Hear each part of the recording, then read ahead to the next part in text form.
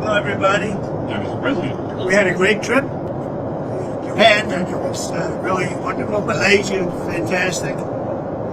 Hundreds of millions of dollars are coming into our country primarily because of the election result, but the real reason is tariffs. The tariffs are coming in. And as you know, last night I was with a lot of the greatest leaders in Japan, the biggest business people. And Mr. Toyota was there from Toyota, and he's agreed to invest $10 billion in building auto plants. They're going to build numerous auto plants throughout the United States with American workers, as you know. And it'll be one of the biggest investments ever in the auto business. This isn't just AI, this is in the auto business. So, and that was because of tariffs. It's the old story. If you build in the United States, you don't have any tariffs. So everyone's coming in. We're up to close to $20 trillion of investment. And yesterday, as you saw, we picked up about $518 billion. These are big numbers. These are numbers that no country has ever seen before. And we're now going, as you know, to South Korea. And then I'm meeting tomorrow with President Xi. Mr. President, sir, on the Xi meeting, are you expected or do you anticipate being able to lower the fentanyl-related tariffs? Yes, I expect to be lowering that because I believe that they're going to help us with the fentanyl situation. They're going to be doing what they can do. And on the rare earth firms, sir, do you need to see more than just a one-year delay? Is that sufficient to make other concessions? I don't know. We haven't talked about the timing yet, but we're going to work out something. We're doing very well with rare earth, as you know.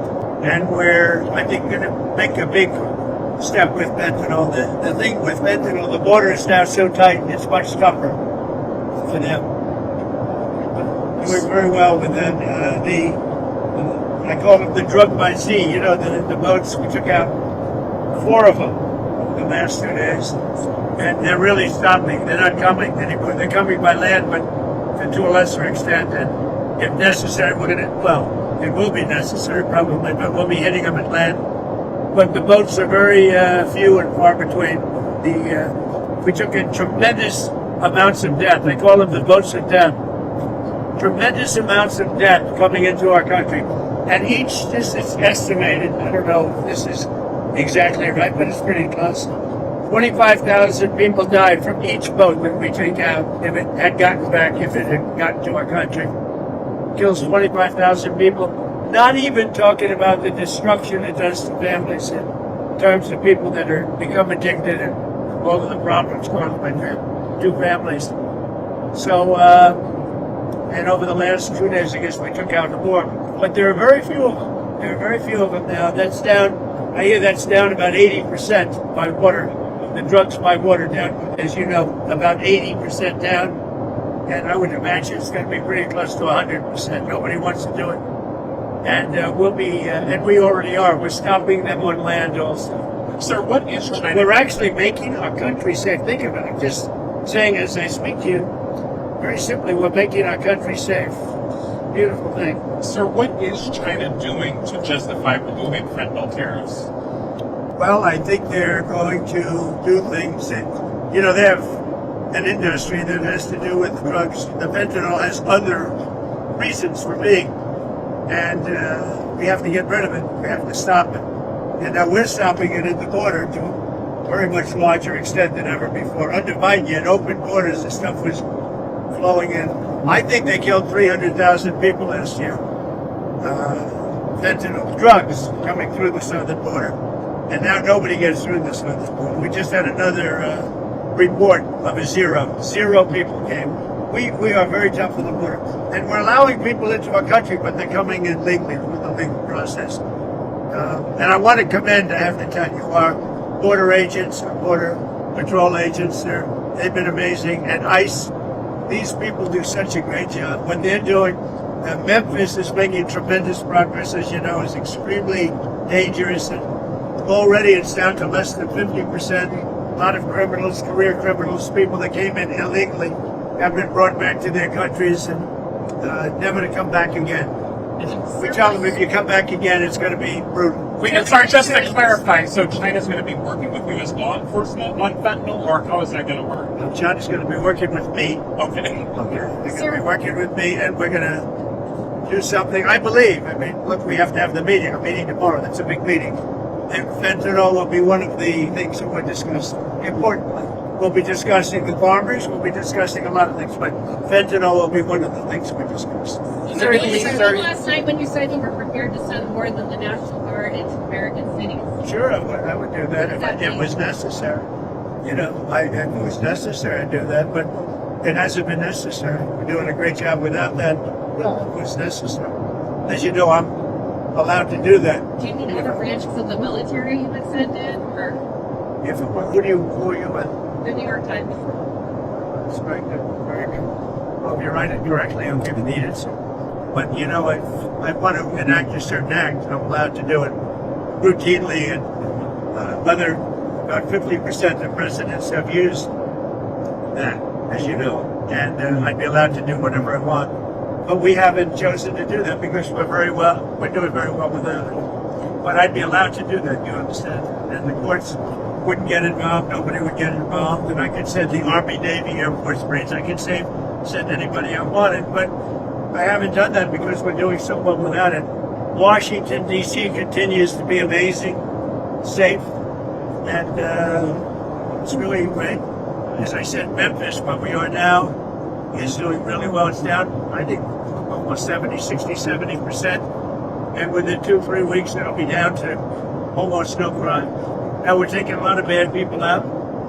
We're incarcerating some very bad people, some gangs. There are a lot of bad gangs there, and we're taking care of it. And we're doing things that, frankly, local law enforcement is going to have a hard time doing. We were all set to go last Saturday into San Francisco. We look forward to that. We would have solved that problem in less than a month.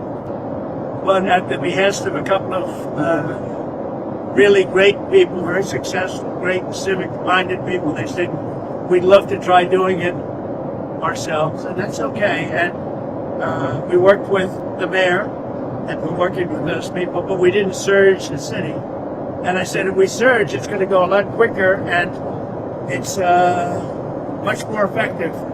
But I want to give them a chance to do it themselves if they can. If they can't do it themselves, we'll solve San Francisco in 3 weeks.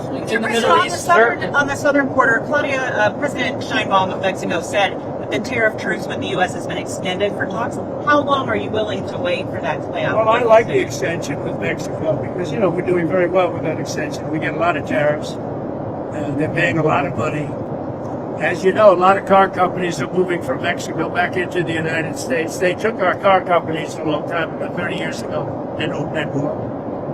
We lost about 57% of our automobile manufacturing over the decades. And it's all coming back because of tariffs. It's all coming back. And the tariffs are really national security as much as anything else. It's national security in many ways, but one of the ways that it's national security is we're building up great wealth because of tariffs. And that, you know, you need wealth to be secure. But it's, in the more traditional sense, also national security, very important. But we're bringing back our auto plants that deserted us 20 and 30 years ago. They're all coming back.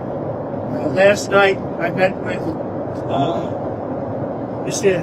Toyota, and we had an amazing meeting. I said, what's your name? Toyota. I said, you're rich. And he's going to invest, think of this, $10 billion in the United States to build manufacturing plants. They'll build their cars with American workers, largely. They have the right to send some experts. But they're going to be building cars in the United States. So we're getting all of our manufacturing back in the car business. And AI, we're leading China, we're leading the world in AI. We're getting them rapid approvals on energy. I've allowed them to produce their own energy for each plant. So then rather than relying on a old and somewhat weak grid, the electric grid, they build their own energy, and then if they have excess energy, they sell it back into the grid. So it's great. It's really worked out well. It's allowing them to build rapidly, and they are building all over the United States. Sir, could we get your reaction to Israel striking in Gaza again? as I understand it, they took out an Israeli soldier. I just heard about it a while ago. They killed an Israeli soldier, so the Israelis hit back, and they should hit back. When that happens, they should hit. So do you think does that worry you about the ceasefire? Does that jeopardize the ceasefire? No, nothing's going to jeopardize. You have to understand, Hamas is a very small part of peace in the Middle East, and they have to behave. They're on the rough side, but they said they would be good, and if they're good, they're going to be happy, and if they're not good, they're going to be terminated. Their lives will be terminated, and they understand that. And we have many countries that are willing to do that. You know, we have many countries. Even Japan today said, we'd love to be involved in the Middle East if we can help you by sending anybody, by sending people, including experts. But we have many countries that would do that, not just Israel. No, that's a very strong piece. Hamas is a small thing, but they kill people. They grew up killing people, and I guess they don't stop. But nobody knows what happened to the Israeli soldier, but they say it was sniper fire, and there was retribution for that, and I think they have the right to do it. Is it possible that there are fringe elements within Hamas that are trying to? I think there are, because we actually met with people that were leading it, and they really want to see, if they really, in my opinion, based on the experts that dealt with them, I think they're unhappy when they see some people being killed. Will Hamas Not like it was, by the way, but some people being killed, we don't want that. Will Hamas decommission its weapons? That's a key part of the next. Yeah, we're looking at that right now. That's starting because we're getting into phase 2, and that's starting. We have to understand, Hamas is a very small part of the overall Middle East peace. We have peace in the Middle East. If we have to, we'll take out Hamas very easily, and that'll be the end of Hamas. We would rather not. We made a deal with them where they were going to behave, and they have to behave. If they don't behave, they get taken out. And it could be from numerous countries. It could be from Israel, but it could also be from other countries. Numerous countries have already called me that are parties to the deal and said, we'd love to do it if you want us to do it. And these are powerful countries. These are not countries to be toyed with. What's your reaction to North Korea test launching missiles in the Bay?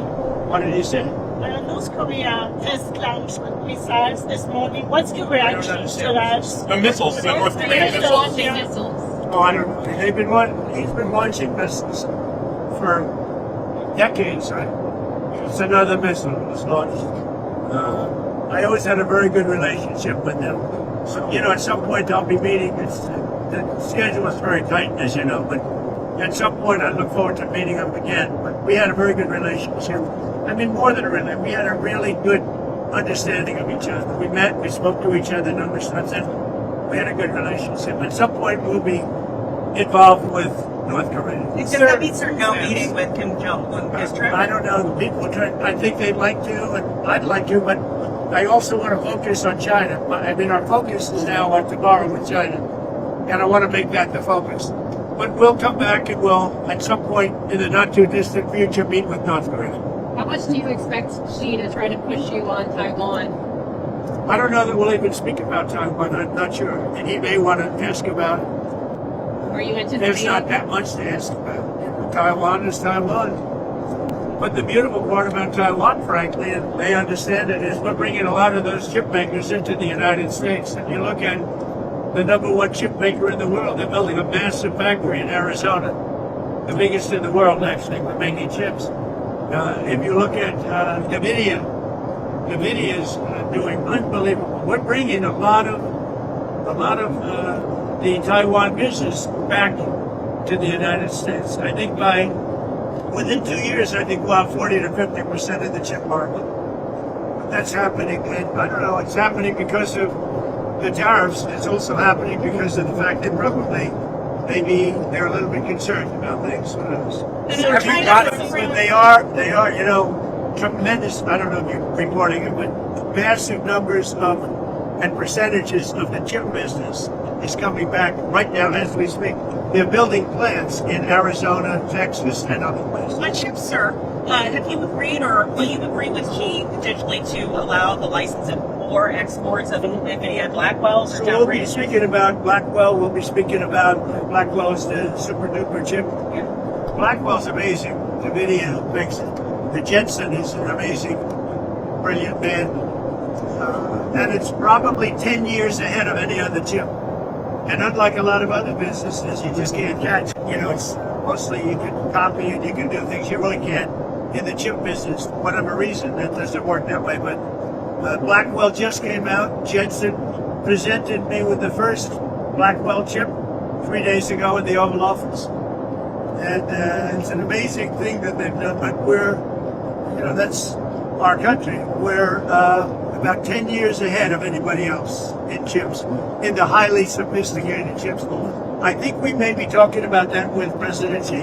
Hurricane Melissa. China's actually discouraged sale of purchase of those chips. Is that something that's on the table?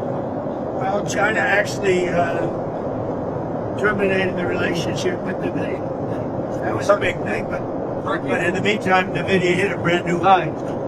As did, the stock market yesterday hit the highest ever that it ever was. So all of the markets, every one of our markets, we're doing great. The country is doing great. We have the shutdown caused by the Democrats, and at some point they'll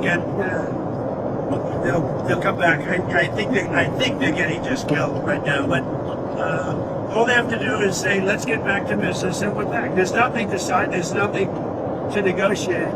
Hurricane Melissa, have you been following that? I've never seen numbers like that. I saw a little while ago 195 mile-an-hour wind. I've never seen that before. I guess it can get that high, but I've never seen it. And it's literally just, knocking down everything in front of it.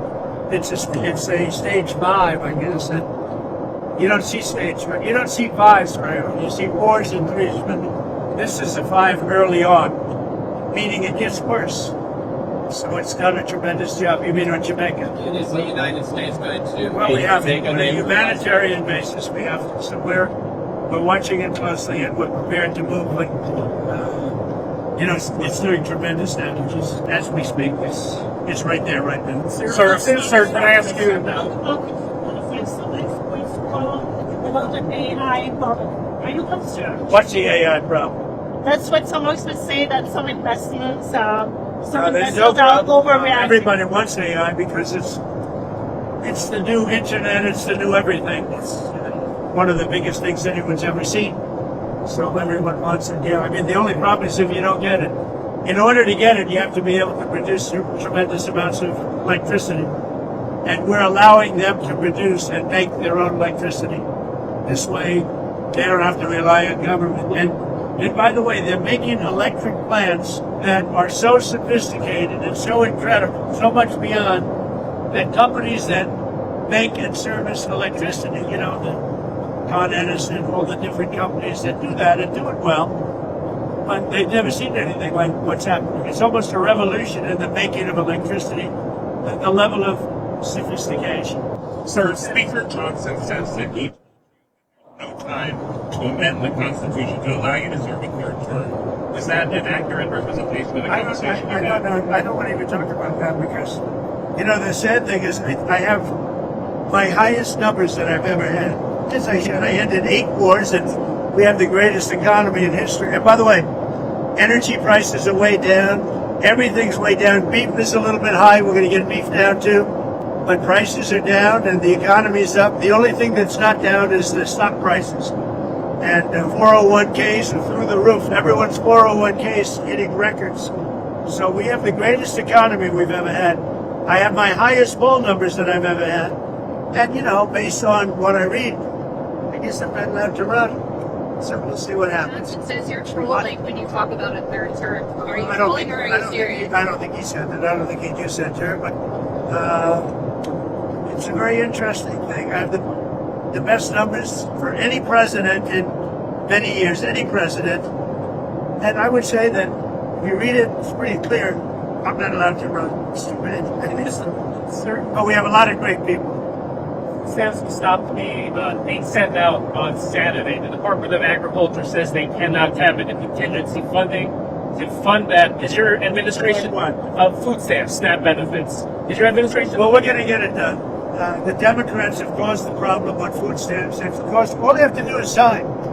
And, if they sign, I'll meet with them. They're all saying, well, they actually said Trump is doing an amazing job in this trip. This trip will bring back trillions of dollars. So it's hard, but they do want to meet with me when I get back. But I say, get the economy open and we'll meet. I'll meet and we'll solve any difficulties. We have to fix healthcare because Obamacare is a disaster. I mean, when you see the increases in Obamacare, it never worked. It never will work. And we can do something with the Democrats much better than Obamacare. Less money and better healthcare.